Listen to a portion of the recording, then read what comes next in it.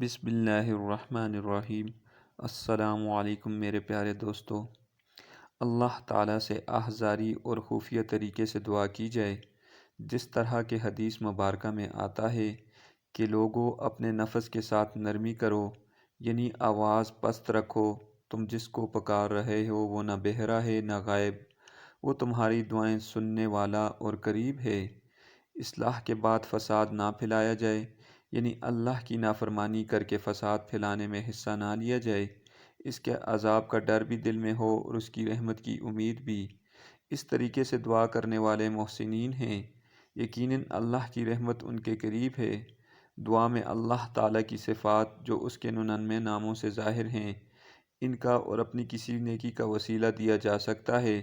دعا کے آغاز میں پہلے اللہ کے جتنے نام یاد ہوں ان کو لیا جائے، پھر اللہ تعالیٰ کی حمد و ثنا کی جائے، جس کے لیے سورہ فاتحہ اور سورہ اخلاص پڑھی جا سکتی ہے۔ اس کے بعد رسول صلی اللہ علیہ وآلہ وسلم پر درود بھیجیں، پھر اپنے گناہوں کا اقرار کریں اور توبہ کریں اور پھر دعا مانگیں۔ جتنی عربی کی دعائیں یاد ہوں پہلے اپنے لیے اور پھر دوسروں کے لیے اور پھر پوری امت مسلمہ کے لیے دعا کریں اور درود شریف پڑھیں۔ اس بات کا یقین رکھیں کہ دعا ضرور قبول ہوگی، بشرط یہ کہ سچے دل سے مانگی ہو۔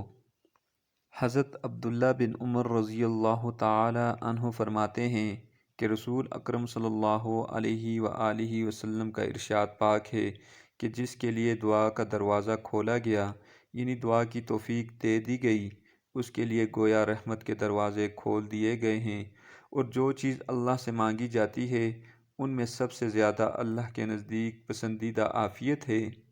حضرت سلمان فارسی رضی اللہ تعالی عنہ کہتے ہیں کہ رسول اللہ صلی اللہ علیہ وآلہ وسلم نے فرمایا، تقدیر کو دعا کے علاوہ کوئی چیز نہیں بدل سکتی اور عمر میں نیکی کے علاوہ کوئی چیز اضافہ نہیں کر سکتی۔ حدیث شریف میں آیا ہے کہ رسول اکرم صلی اللہ علیہ وآلہ وسلم نے فرمایا، دعا مانگنا عبادت ہے۔ پھر آپ صلی اللہ علیہ وآلہ وسلم نے بطور دلیل قرآن کریم کی یہ آیت تلاوت فرمائی، ترجمہ: اور تمہارے رب نے مجھ سے فرمایا، مجھ سے دعا مانگا کرو، میں تمہاری دعا قبول کروں گا۔ بے شک جو لوگ از راہ تکبر میری عبادت سے سرتابی کرتے ہیں، وہ ضرور جہنم میں داخل ہوں گے ذلیل و خوار ہو کر۔ رسول اکرم صلی اللہ علیہ وآلہ وسلم نے ارشاد فرمایا کہ اللہ تعالیٰ کے ہاں دعا سے زیادہ اور کسی چیز کی وقت نہیں۔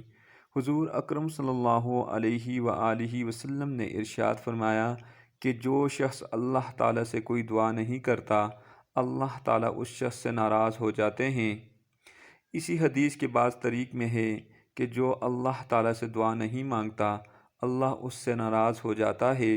نبی کریم صلی اللہ علیہ وآلہ وسلم نے صحابہ کرام رضی اللہ تعالی عنہ سے خطاب کر کے فرمایا، تم اللہ سے دعا مانگنے میں عاجز نہ بنو اور کوتاہی نہ کرو، اس لیے دعا کرتے رہنے کی صورت میں ہرگز کوئی شخص کسی ناگہانی آفت سے ہلاک نہ ہوگا۔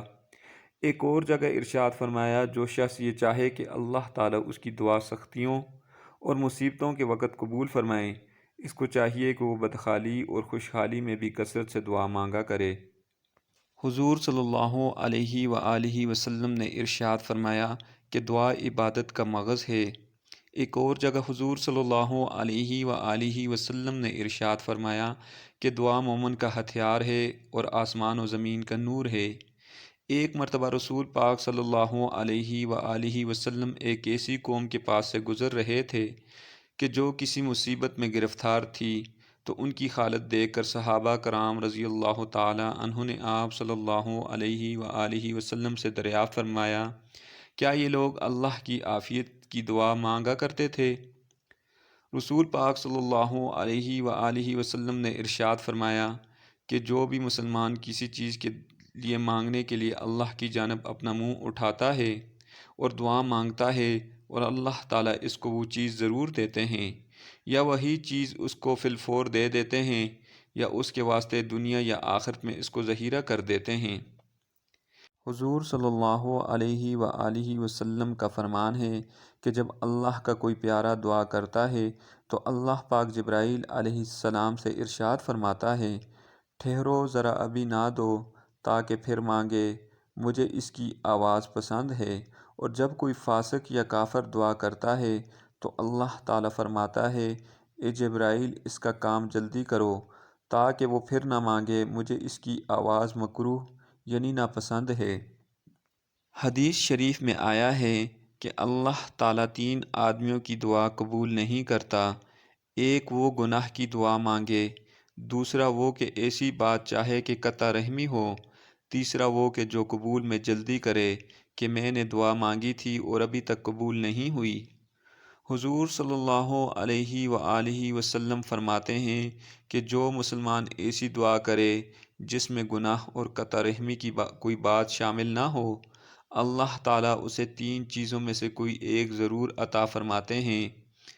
نمبر 1، اس کی دعا کا نتیجہ جلد ہی اس کی زندگی میں ظاہر ہو جاتا ہے۔ نمبر 2، اللہ پاک کوئی مصیبت اس بندے سے دور فرما دیتا ہے۔ نمبر 3، یا اس کے لیے آخرت میں کوئی بھلائی جمع کی جاتی ہے۔ ایک اور روایت میں ہے کہ جب بندہ آخرت میں اپنی دعاؤں کا ثواب دیکھے گا جو دنیا میں قبول نہیں ہوئی تھیں تو تمنا کرے گا کہ کاش دنیا میں میری دعا قبول ہی نہ ہوتی۔ ان احادیث مبارکہ سے دعا مانگنے کی فضیلت اور دعا کی اہمیت کا اندازہ لگایا جا سکتا ہے۔ جن حالتوں میں دعا قبول ہوتی ہے وہ مندرجہ ذیل ہیں۔ نمبر 1، دعا کرنے والا ان حالتوں میں دعا کرے تو امید ہے کہ اللہ تعالیٰ دعا ضرور قبول فرمائیں گے۔ نماز کے لیے اذان ہونے کے وقت یعنی اذان کا جواب دینے اور اذان کی دعا پڑھنے کے بعد دعا کرے۔ نمبر 2، اذان اور تکبیر کے درمیان یعنی اذان اور اقامت کے درمیان دعا کرے۔ جو شخص کسی سختی یا مصیبت میں گرفتار ہو اس کے چاہیے کہ حی علی الصلاۃ اور حی علی الفلاح کے بعد دعا کرے۔ ذکر کی مجلسوں میں خواہ اللہ کے ذکر کا حلقہ ہو، خواہ درس قرآن حدیث کا ہو یا واعظ و نصیحت کا ہو، فرض نمازوں کے بعد یعنی جماعت سے نماز پڑھنے اور سلام پھیرنے کے بعد دعا کرے۔ نماز میں سجدے کے اندر مگر وہی دعا مانگے جو قرآن و حدیث میں آئی ہو۔ قرآن پاک کی تلاوت سے فارغ ہونے کے بعد خاص کر کے ختم قرآن کے بعد دعا کرے، خواہ وہ خود کیا ہو خواہ کسی دوسرے نے۔ زمزم کا پانی پینے کی حالت میں دعا کرے۔ تو دوستو، اللہ تعالیٰ سے دعا ہے کہ اللہ تعالیٰ ہمیں زیادہ سے زیادہ دعا مانگنے کی استطاعت و طاقت دے۔ اللہ حافظ۔